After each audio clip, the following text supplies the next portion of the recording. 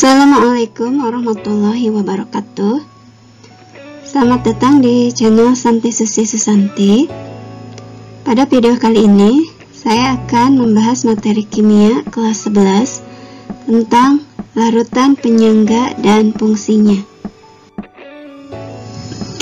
Larutan penyangga atau disebut juga buffer atau dapar, yaitu larutan yang dapat mempertahankan nilai pH ketika ditambahkan sedikit asam kuat, basa kuat, atau air. Larutan penyangga terdiri dari yang pertama, larutan penyangga asam, yaitu campuran asam lemah dan basa konjugasinya atau garamnya. Contohnya CH3COOH atau asam asetat atau disebut juga asam cuka, dan CH3COONA atau natrium asetat. Contoh berikutnya yaitu H2CO3 atau asam karbonat dan NaHCO3 atau natrium bikarbonat.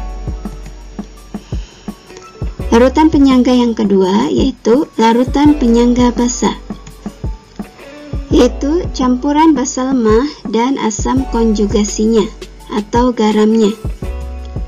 Contoh larutan penyangga basa yaitu NH3 atau amonia dan NH4Cl atau amonium klorida. Contoh berikutnya yaitu NH4Cl atau amonium klorida dan NH4 2 kali SO4. Fungsi larutan penyangga yang pertama, sistem penyangga karbonat dalam darah. pH darah dalam tubuh manusia antara 7,0 sampai 7,8. pH darah yang kurang dari 7,0 disebut asidosis, sedangkan pH darah yang lebih dari 7,8 disebut alkalosis. Pada umumnya, pH darah relatif tetap yaitu sekitar 7,4 yang dapat dipertahankan dengan sistem penyangga karbonat, yaitu H2CO3 dan HCO3-. Organ yang berperan penting untuk menjaga pH darah adalah paru-paru dan ginjal. Faktor penyebab asidosis antara lain penyakit jantung, penyakit ginjal, dan diare terus-menerus. Sedangkan faktor penyebab alkalosis antara lain muntah yang terus-menerus dan hiperventilasi atau bernapas terlalu cepat karena cemas atau histeris. Fungsi larutan penyangga yang kedua yaitu penyangga fosfat, merupakan campuran dari H2PO4- dan HPO4-2-. Penyangga ini pada umumnya berada di dalam sel, walaupun terdapat pula di luar sel dalam jumlah sedikit. Penyangga fosfat juga berperan sebagai penyangga urin. Yang ketiga, sistem penyangga asam amino atau protein. Dalam asam amino, terdapat gugus yang bersifat asam dan gugus yang bersifat basa, sehingga dapat berperan sebagai sistem penyangga dalam tubuh.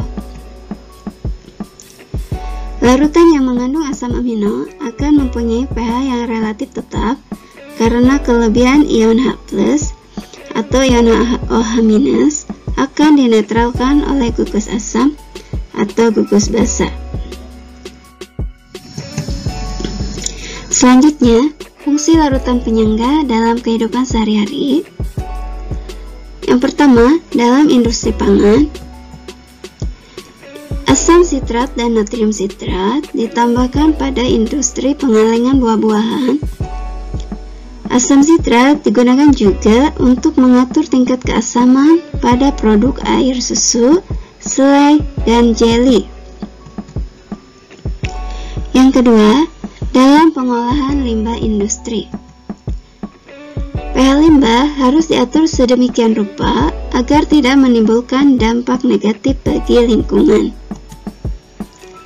Yang ketiga, dalam industri farmasi. Pembuatan obat tetes mata, pH-nya harus disesuaikan dengan pH mata. Kemudian, pembuatan obat suntik juga, pH-nya itu harus disesuaikan dengan pH darah. Lanjut ke contoh soal. Tuliskan reaksi berikut dan tentukan pasangan yang merupakan larutan penyangga. Nomor 1, CH3COOH ditambah KOH. Yang kedua, NH3 ditambah HBr. Cara menjawabnya adalah sebagai berikut. Untuk soal yang pertama, yaitu CH3COOH atau asam asetat dan KOH atau kalium hidroksida. Nah, pertama-tama kita uraikan terlebih dahulu kedua zat ini menjadi ion-ionnya, yaitu ion positif dan ion negatif. Maka CH3COOH itu terdiri dari ion CH3COO- dan ion H+, sedangkan KOH itu terdiri dari ion K+ dan ion OH-. Nah, CH3COO- akan bergabung dengan K+, sedangkan ion H+ akan bergabung dengan ion OH-. Maka reaksinya adalah CH3COOH ditambah KOH akan menjadi CH3COOK dan H2O. Jadi ion negatif akan bergabung dengan ion positif dari zat yang direaksikan, dan sebaliknya ion positif akan bergabung dengan ion negatif. Sehingga pasangan larutan penyangganya adalah, tadi kita tahu larutan penyangga itu campuran antara asam lemah atau basa lemah dengan asam konjugasinya atau basa konjugasinya, atau disebut juga garamnya.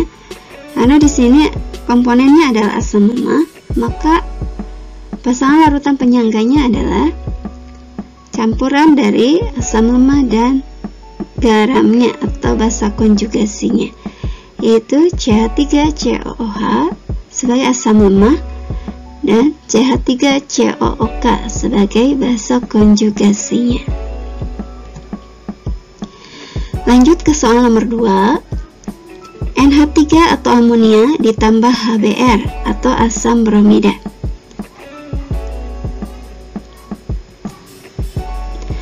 NH3 jika dilarutkan ke dalam air, maka dia akan berubah menjadi NH4OH atau amonium hidroksida. Maka amonium hidroksida direaksikan dengan HBr akan menjadi zat. Nah, terlebih dahulu kita uraikan lagi ion-ionnya dari NH4OH dan HBr.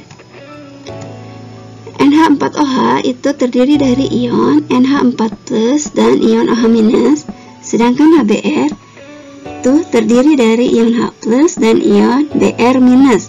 Ion positif akan bergabung dengan ion negatif, ya. Jadi di sini NH4+ akan bergabung dengan Br-, sedangkan OH- akan bergabung dengan H+. Sehingga reaksi lengkapnya adalah NH4OH ditambah HBr menjadi NH4Br dan H2O. Kemudian pasangan larutan penyangganya adalah, karena di sini komponennya basa lemah, maka pasangan larutan penyangganya adalah NH4OH sebagai basa lemah dan NH4Br sebagai asam konjugasinya atau sebagai garamnya. Nah, demikian untuk pembahasan kali ini, mudah-mudahan bermanfaat. Terima kasih sudah menonton.